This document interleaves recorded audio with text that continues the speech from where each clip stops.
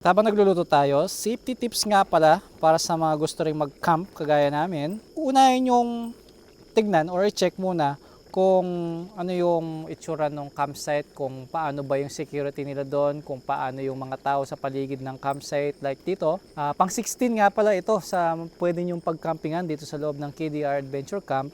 So as you can see, sobrang safe, may guard, private, tapos nakabakod lahat at as you can see, walang ibang tao dito. So, I should say 99% safe yung mga camper dito. Pagkatapos, sa mga gamit naman ninyo, halimbawa, naka-camper van kayong ganyan, huwag kayong mag-iiwan ng mga deadly weapons sa labas like yung mga kutsilyo, yung maaari nilang magamit laban sa'yo. So, i-safety ninyo sa loob.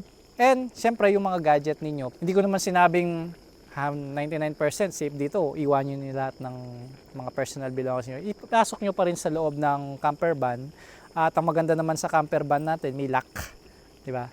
And, pangalawa, ang maganda sa camper van na to, nakita nyo, elevated siya. So, yung mga insekto, yung mga ligaw na hayop, hindi ka nila maaabot habang tulog ka. At ganun din sa mga pagkain, kung meron man kayong natirang pagkain, like ngayon, ang dami naming lutong gulay, kung meron kayong natira, ipasok din ninyo or i-safety ninyo kung saan man pwedeng ilagay yung mga pagkain. Pinaka-importante sa lahat, dapat kumpleto talaga yung gamit ninyo kasi isa yun sa reason kung bakit iiwanan mo yung tinayo mong temporary shelter.